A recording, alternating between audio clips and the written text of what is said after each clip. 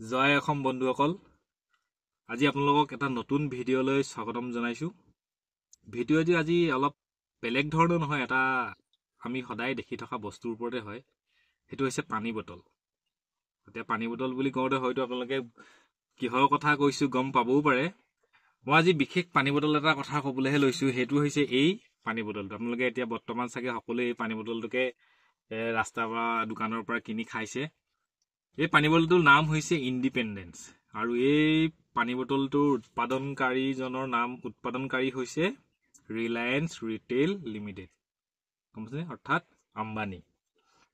এই পানী বটলটো আটাইতকৈ ভাল লগা গুণটো কি গম পাইছেনে? ইয়াত 750 ml 10 টকা। আৰু ইয়াৰ আগতে আমি যিবিলাক পানী বটল খাই আছিলো সেইবিলাকৰ দাম আছিলে 1 লিটাৰত 20 টকা আৰু আধা লিটাৰত 10 টকা। এতিয়া বৰ্তমান এই পানী বটলটোত 750 ml আমি কেইটকা দিব লাগে? 10 টকা। সবতছে ভাল লগা ইয়াৰ গুণটোৱে হৈছে ইয়াৰ দামটো। আৰু ইয়াৰ যিটো পেকেজিং সেইটো দেখিবলৈও ধুনীয়া, আৰু ইয়াৰ যিটো কোৱালিটি মই পাইছো, যিবিলাক আমি আগতে পানী বটল খাই আছিলো সেইবিলাকৰ তুলনাত ইয়াৰ যিটো মেটেৰিয়েল, যিটো কোৱালিটি, বটলৰ যিটো প্লাষ্টিকৰ যিটো কোৱালিটি, সেইটো আগত বিলাকতকৈ মই ভাল দেখিছো। তাৰ মজবুত দেখিছো, অলপ ভাল দেখিছো। আৰু ইয়াৰ যিটো পেকেজিং আছে সেইটো দেখিবলৈ ধুনীয়া, মুখনিখনো ইমান কোৱালিটিটো ভালেই দেখিছো।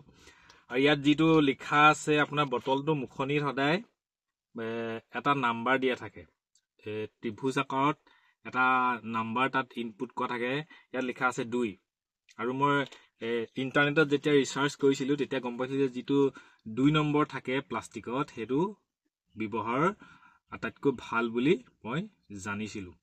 এতিয়া ইয়াত যিহেতুকে 2 দিয়া আছে, ইয়াৰ প্লাষ্টিকৰ বটলৰ কোৱালিটিটো ভাল। আৰু যিবিলাক আগতে আমি পানী বটল খাই আছিলো সেইবিলাকৰ তুলনাত ইয়াৰ বটলৰ যিটো প্লাষ্টিকৰ যিটো কোৱালিটি, সেইটো মই বহুত ভাল পাইছো। মজবুত দেখিছো, টান আছে অলপ।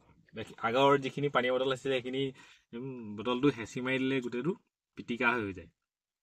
ইয়াৰ যিটো কোৱালিটি আছে সেইটো মই ভালেই দেখিছো।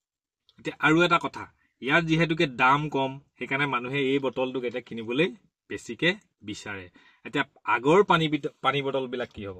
যিহেতুকে আগৰ যিখিনি পানী বটল আমি খাই আছিলো সেইবিলাক আমাৰ থলুৱা ওচৰে পাজৰে কোনোবা পানী বটলৰ উদ্যোগ আছিলে। এতিয়া যিহেতু ইয়াৰ মেনুফেকচাৰ হৈছে ৰিলায়েন্স ৰিটেইল লিমিটেড, আৰু ইয়াক বনাইছে আপোনাৰ মুম্বাই, মহাৰাষ্ট্ৰত। তাৰ পৰা ইয়ালৈ আহোঁতে ইয়াৰ 750 ml পানী বটলৰ দাম হৈছে 10 টকা। আৰু আমাৰ ইয়াত যিখিনি আমি উৎপাদন কৰা থলুৱা উদ্যোগ আছে, পানী বটলৰ উদ্যোগ আছে, তেওঁলোকে এই 1 লিটাৰত 20 টকা লয় আৰু আধা লিটাৰত 10 টকা লয়।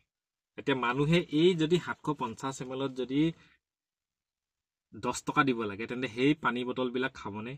আৰু যদি নাখায় তেন্তে আমাৰ সেই থলুৱা উদ্যোগ, পানী বটলৰ উদ্যোগবিলাকৰ কি হ'ব? তেওঁলোকৰতো লোকচান হ'ব। আমাৰ যিখিনি অসমীয়া যুৱক, অসমৰ যিখিনি যুৱকে এই পানী বটল ব্যৱসায় কৰি আছে, তেওঁলোকৰতো বহুত সমস্যাৰ সন্মুখীন হ'ব।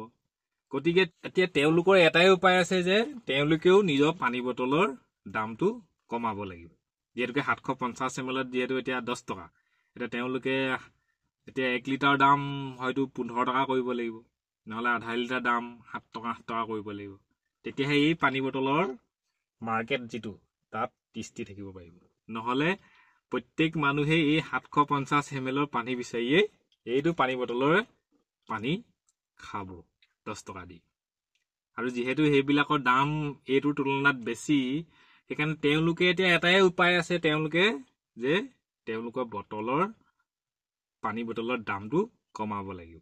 তেতিয়াহে এই পানী বটলৰ লগত তেওঁলোকে তিষ্ঠি থাকিব পাৰিব। গতিকে ভিডিঅ'টো বেছি দীঘল নকৰো।